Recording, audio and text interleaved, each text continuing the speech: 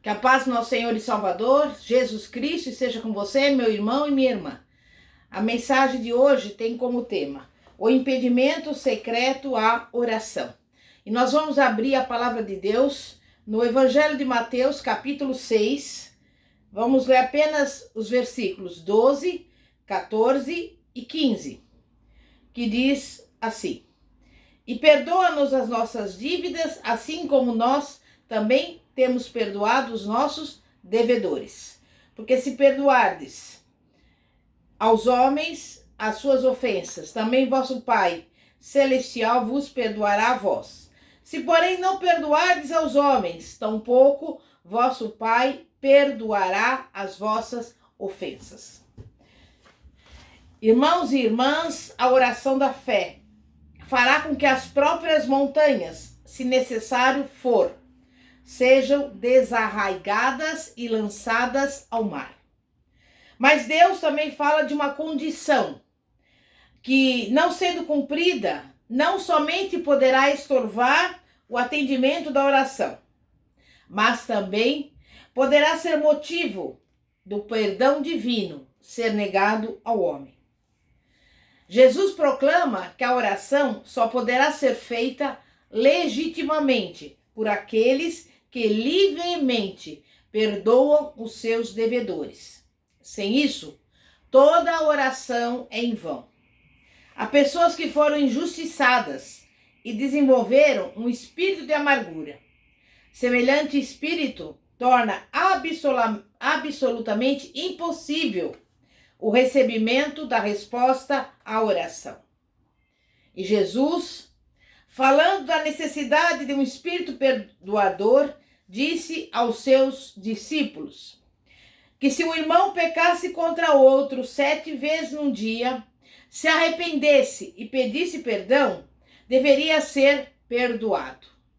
Jesus previa que as pessoas tenderiam a adotar a atitude de, ao terem perdoado 1 ou 2 vezes, estariam justificados ao recusarem mais perdão.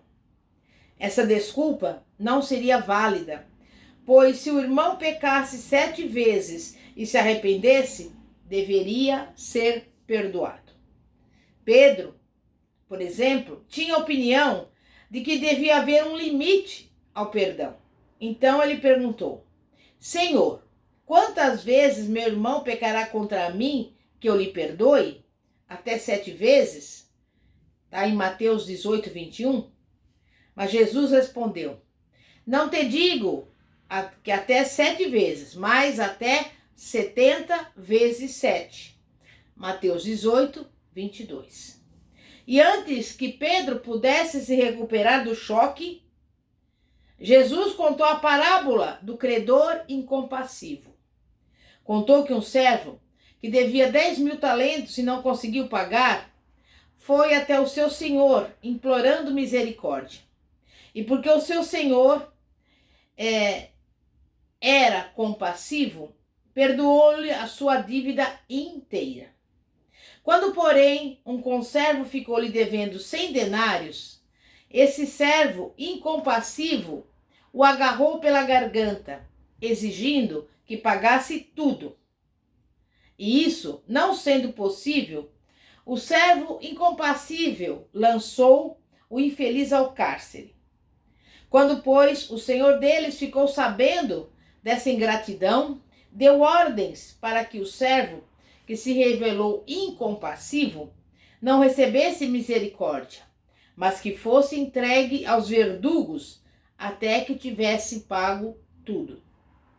Jesus acrescentou em seguida, no versículo 35 de Mateus 18: Assim também meu Pai Celeste vos fará, se do íntimo não perdoardes cada um de seus irmãos.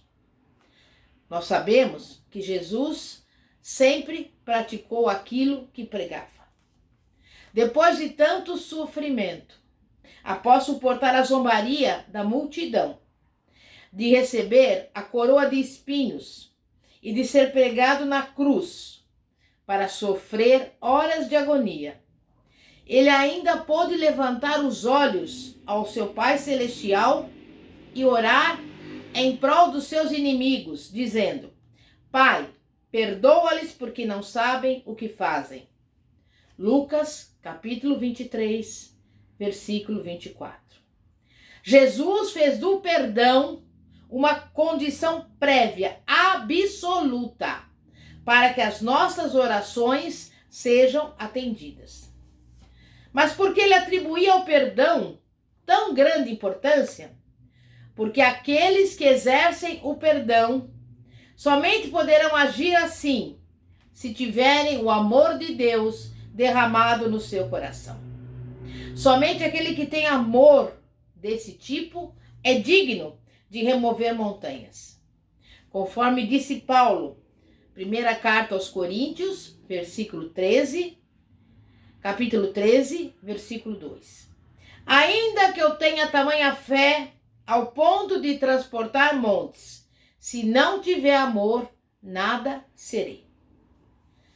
A importância dos cristãos manterem relacionamento correto com outros cristãos é claramente demonstrada no Sermão da Montanha. Nesta, Jesus Cristo ensinou que se alguém chegasse ao altar com a sua oferta e se lembrasse que seu irmão tinha algo contra ele, devia deixar a sua oferta diante do altar e ir imediatamente buscar a reconciliação. Depois, poderia voltar para oferecer a sua oferta. Isso nós vemos, por exemplo, lá em Mateus, capítulo 5, versículos 23 e 24. Deixar de buscar a reconciliação com outros membros do corpo de Cristo é um grave delito contra os princípios nos quais se baseia o governo divino. De fato, Jesus Cristo faz a declaração solene de que aquele que se recusa a se reconciliar com seu irmão deveria ser considerado um pagão. Mateus, capítulo 18, versículo 17. Mas uma das mais belas ilustrações do perdão acha-se, por exemplo, na história de José. Poucos homens já foram tratados pior pelos seus irmãos do que o jovem José. Veja, por exemplo, ele foi vendido como escravo. O moço foi tirado da casa em tenra idade e levado cativo para um país estrangeiro. E lá ficou sujeito a duras provações e tentações.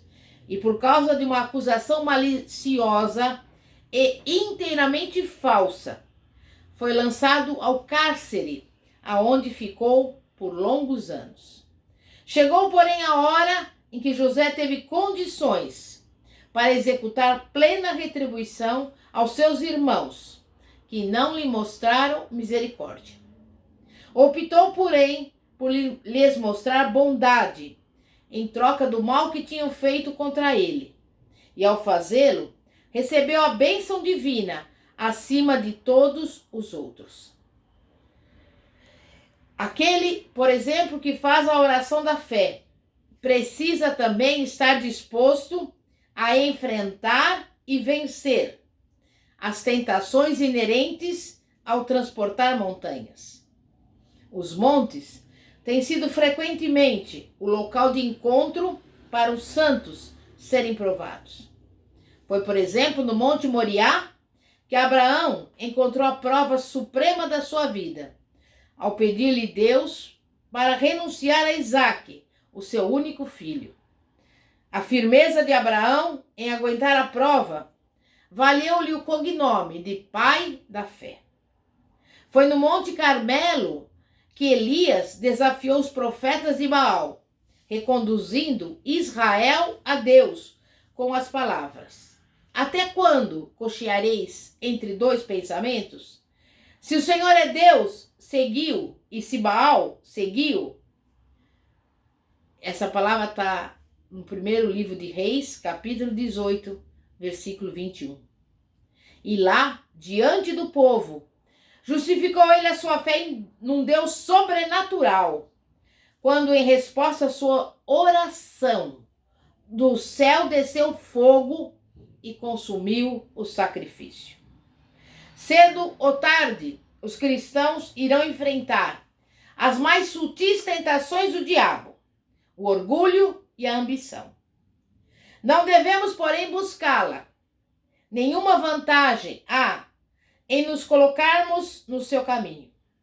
Foi por isso que Jesus Cristo nos ensinou a orar: não nos deixeis cair em tentação, mas livra-nos do mal.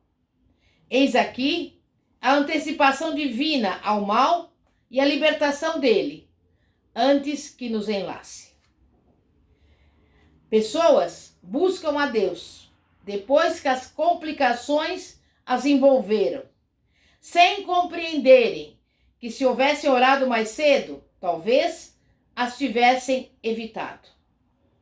Provérbios 27:12 diz: o avisado vê o mal e esconde-se, mas os simples passam e pagam as penas.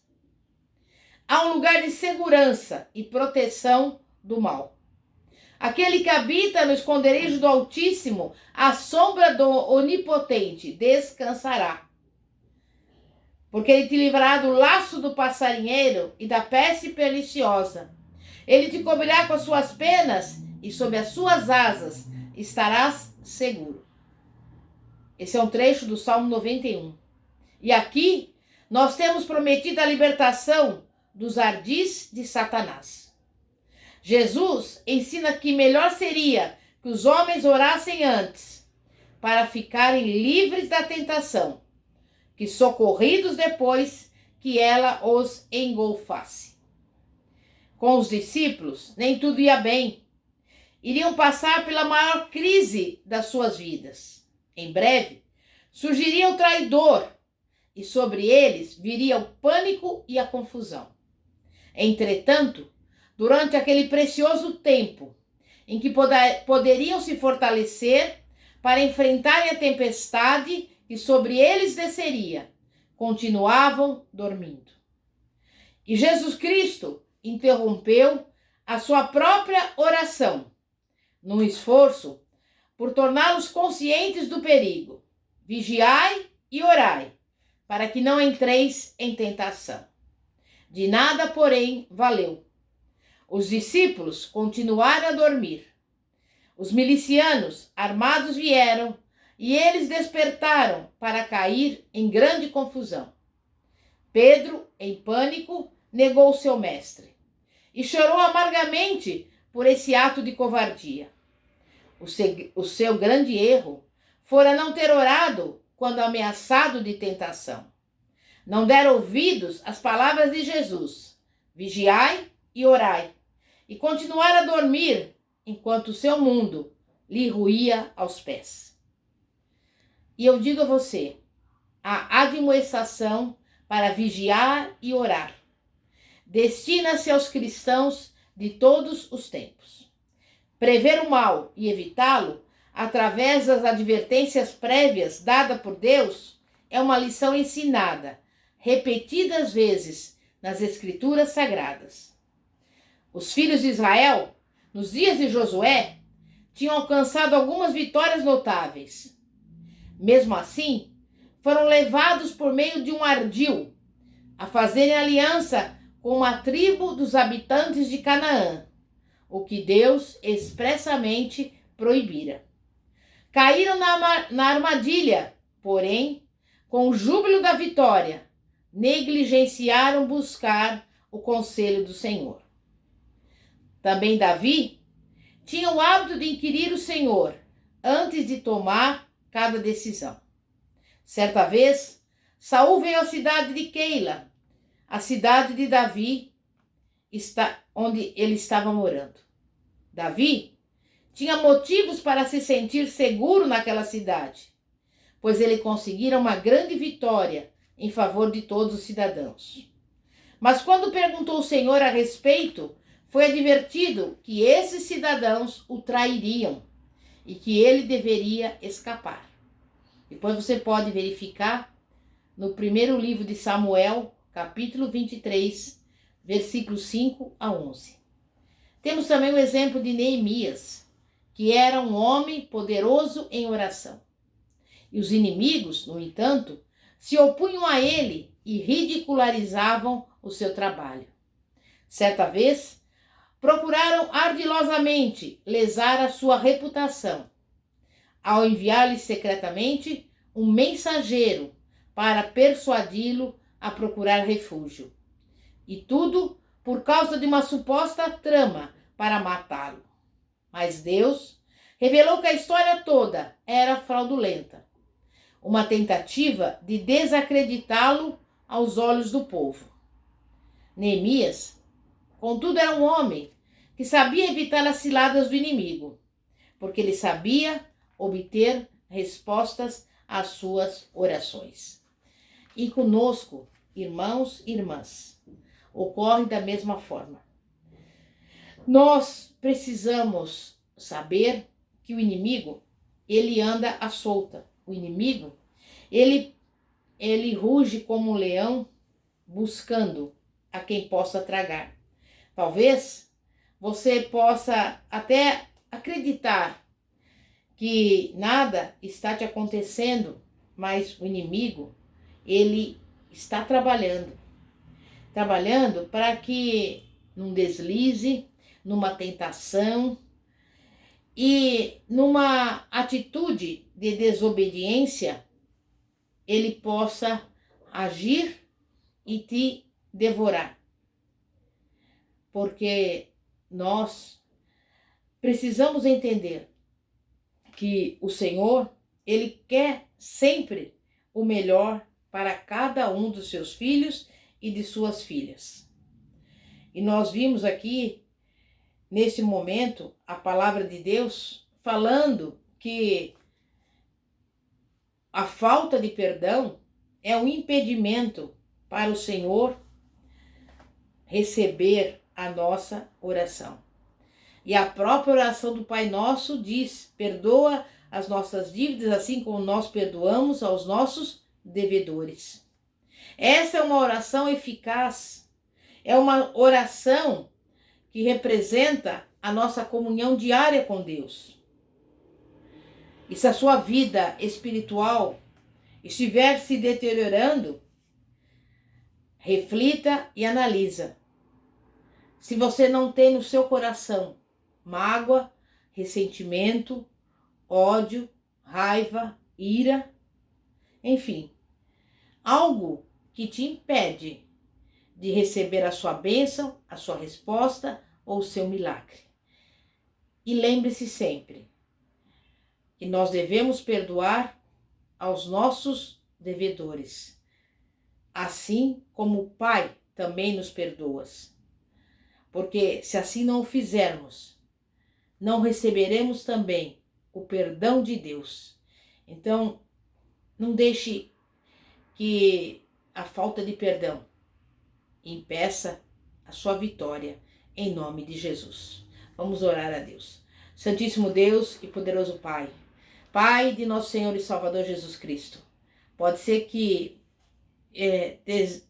tenhamos sofrido uma injustiça, tenhamos sofrido, Pai, uma ameaça, enfim, Pai,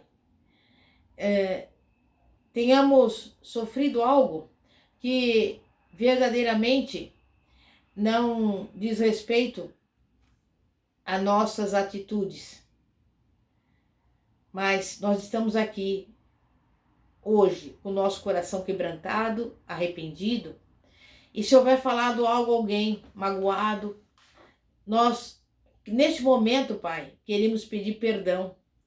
Primeiramente a Ti, Pai, e também a esta pessoa com quem nós tivemos alguma contenda, algum desentendimento.